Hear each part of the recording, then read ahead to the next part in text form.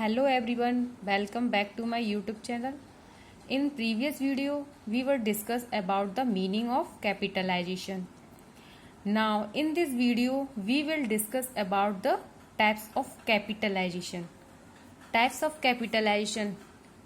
ये 3 टाइप्स के होते हैं capitalisation: over capitalisation, under capitalisation and watered or faired capitalisation. Okay, तो हम बात करते हैं ओवर कैपिटलाइजेशन.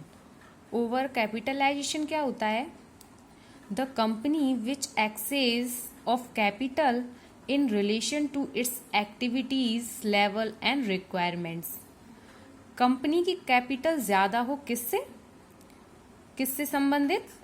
जो बिजनेस में एक्टिविटी लेवल एंड रिक्वायरमेंट्स और एक्टिविटीज से अगर हमारी कैपिटल ज़्यादा है तो वो क्या हो जाएगा? हमारा over capitalisation. In the other words we can say that over capitalisation means capital is more than the actual required. जितने की हमारी आवश्यकता है, एक्चुअल रिक्वायर्ड है, वो उससे हमारी कैपिटल ज़्यादा हो तो वो क्या बन जाता? हमारा ओवर कैपिटलाइजेशन. जैसे कि एग्जाम्पल लेते हैं, हमें बिजनेस के लिए 1 लाख रुपए की आवश्यकता है. 1 लाख रुपए बिजनेस में लगाने की ज़रूरत है. हमारे पास 5 लाख रुपए हैं तो 1 लाख को हटा दिया गया तो 4 लाख हमारे बिना काम के हैं, जो किसी काम के नहीं है. तो वो क्या हो जाता? हमारा ओवर कैपिटलाइजेशन. हमें कितने की ज़रूरत थी? सिर्फ हमें 1 लाख रुपए की ज़रूरत थी. हमारे पास कितने रुपए हैं? 5 लाख रुपए. तो ये हमारा ओवर कैपिटलाइजेशन हो जाता है. सेकंड आता है हमारा अंडर कैपिटलाइजेशन. अंडर कैपिटलाइजेशन इसके अपोजिट होता है ओवर कैपिटलाइजेशन के. इसमें क्या होता है? Under capitalisation in this under capitalisation companies actual capitalisation is lower than the capitalisation has watered by its earning capacity. हमें कितने की ज़रूरत है? एग्जाम्पल लेते हैं हमें कंपनी में लगाने में 2 लाख रुपए की ज़रूरत है और हमारे पास कितने रुपए हैं? 1 लाख रुपए. हमारे पास कितने रुपए हैं? 1 लाख रुपए. तो ये हमारा अंडर कैपिटलाइजेशन हो गया. हमें आवश्यकता कितने की है?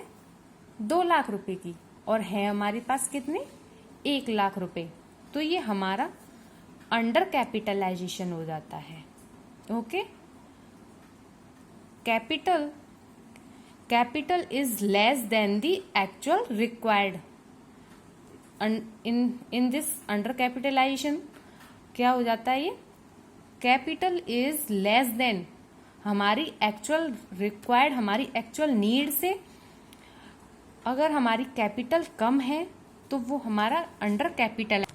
नेक्स्ट आता है हमारा वाटर्ड कैपिटलाइजेशन या फेयर्ड कह सकते हैं इसे, फेयर्ड कैपिटलाइजेशन.